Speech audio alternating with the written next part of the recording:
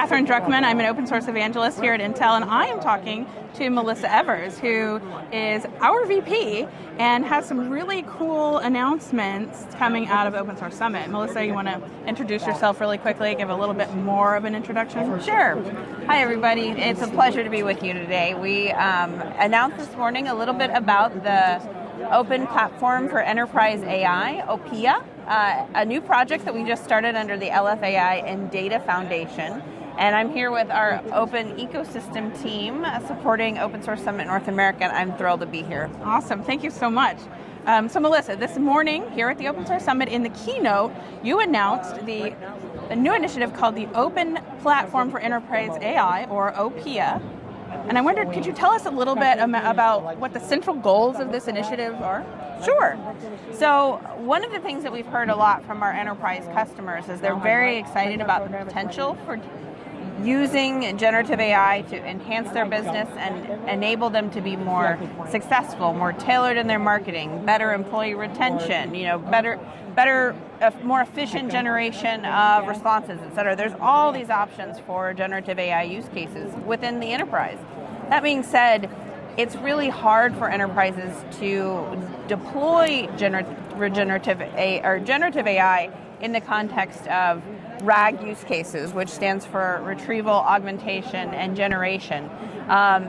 Because it's just a Lego bucket of parts. There's a ton of different open source components that are at your disposal you can use, but integrating those in a common infrastructure, a common architecture, being able to validate that, doing all the development yourself takes talent, takes people, and those people are super scarce. And then there's also this fear of like, hey, I've done it this way. Is that right? Is that secure? Does that provide me the best value? Is it now obsolete because some other model just came out?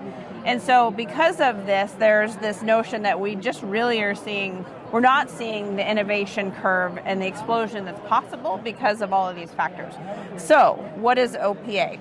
OPA is trying to create reference implementations in a common set of architectures that are very modular, such that you can choose different components, different vector databases, different models, et cetera, to be able to implement RAG pipelines and do so with those reference solutions with proven, validated, scalable references for specific use cases that scale. So, chat, for example, a chat Q&A RAG pipeline, or a sales RAG pipeline, or there's just, the possibilities are endless. So our hope is with the participation of the community at large, as well as the ISV community and end users, that we can really listen to the collective needs of folks who are facing these challenges and come up with something that enables modularity while also pushing forward the boundary of what's available in open source, specifically around security, scalability, adopting trust tooling, et cetera, into these pipelines so that enterprises who have very high security tenets with regard to the ways they operate have comfort and assurance that this is leadership with regard to secure implementations. So how will OPA level the playing field for generative AI development, and why is that so important? Well, so there's a couple ways in which I think that we can level the playing field. One is in the context of all of these types of services. So I talked about RAG pipelines, but in order for that to be delivered in a way that is compelling, we also need to work on compilers and optimizations. We also need to work with the open model communities and figuring out different integrations and efficiencies. Like there's a whole conversation happening within the ecosystem around nimble models and smaller models versus larger models. So there's a lot of pioneering that needs to be done, as well as partnership, not only with those communities, but some of the working groups that exist within those communities.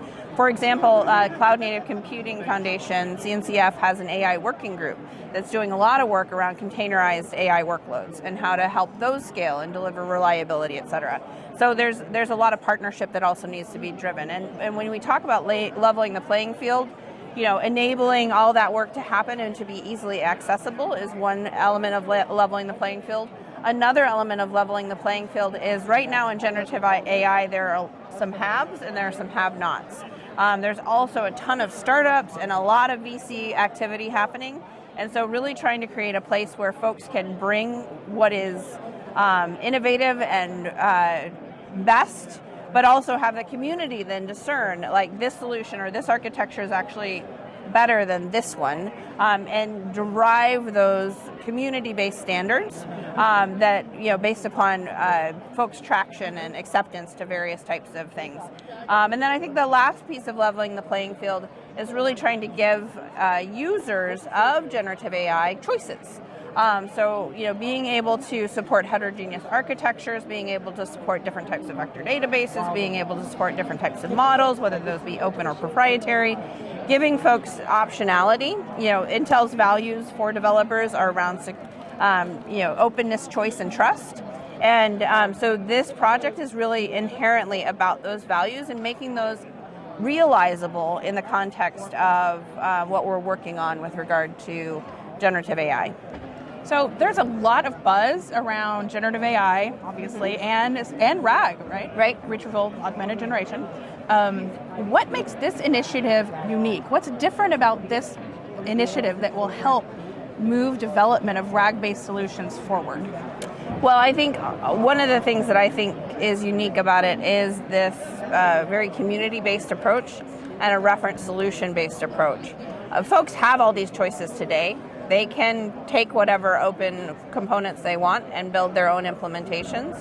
But what I believe is unique is this focus on enterprise scale, enterprise ubiquity, enterprise, whether it be AI PC or edge or data center or cloud, on-prem, in the cloud, in the CSPs. That this kind of holistic approach to providing these references that can scale, I believe is both holistic with regard to what the industry needs, but also is unique in that I'm not sure anybody else is doing that today. Okay. And of course, my last question, we got to bring it home. Why is this so important to Intel?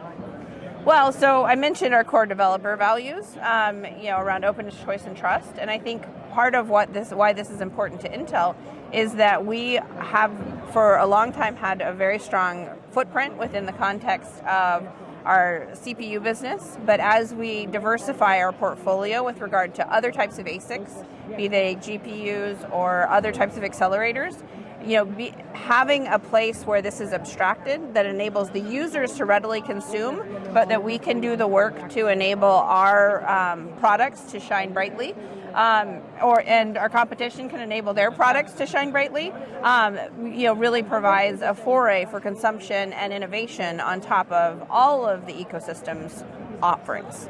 Fantastic. I'm excited. This is a new thing. I know. I love new things. Thank you so much. Absolutely.